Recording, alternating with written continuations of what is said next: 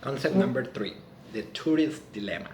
So, for example, if you think of New York, people in New York City, and I'm speaking to a lot of my friends here, they don't really like going to any of the touristic places. Statue of Liberty, Empire State, Times Square, Rockefeller. Like, these are places that are almost disliked by New Yorkers. Like, it's very common for somebody to even go, extra mile and said, "Oh, ew, Times Square," or like, "No New Yorker is ever there." Like, really putting these places down, like kind of like that. Oh, shame on you for being to a tourist place, right? But here goes the dilemma, which is fine, whatever. That's how they feel. They don't like tourist places. They don't like tourists. Let it be. Now, the dilemma comes when those same people travel around the world. What they do as good millennials is have a checkbox of things that they go through to try to go to all of the touristic places in those cities. So look how that double standard plays. You're criticizing all of the tourist people in your city. However, what you're also doing is traveling around the world, like getting on a plane and flying across the ocean, right?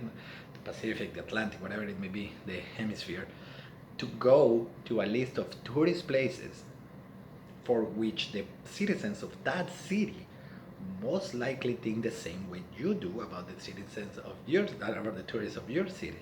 So it's really funny because I was guilty of this. I criticized the touristic places in New York a lot, especially like the New Year's Eve at Times Square. Just don't do it. Just I'm telling you that it's objectively a bad thing to do.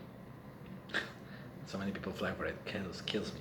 But maybe there are places that I go that are the same. So anyways, so when I start flying and traveling to other places, I realized that all I was doing was doing touristic places.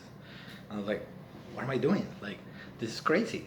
And I realized the contradiction, and it really, it really struck me that that there is a double standard, and we're being hypocrites.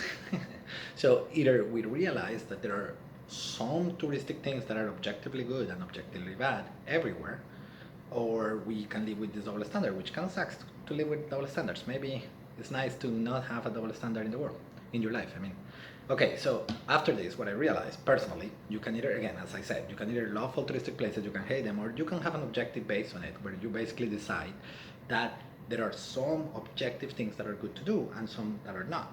For example, I went to Iceland. I did not go to Blue Lagoon because my colleague from Iceland told me that that was the shittiest lagoon of all of the island. So we actually went to like 3 or 4 other ones that were not the fancy touristic, or like not fancy, like the popular touristic one. And I feel perfectly fine about it. I don't have any FOMO or like fear of missing out for my older crowd.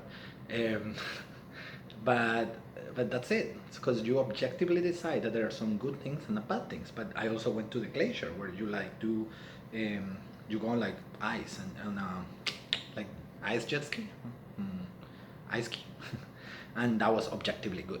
So whenever you break this dilemma and like you realize that there are good things and bad things, you are able to not only stop criticizing and actually go to touristic things in your city that are legitimately good, but you also don't go mindless to new cities checking boxes just because it's the number one on a, Expedia, or what is the other one? TripAdvisor, or the TripAdvisor. So that's concept number 3, tourist dilemma.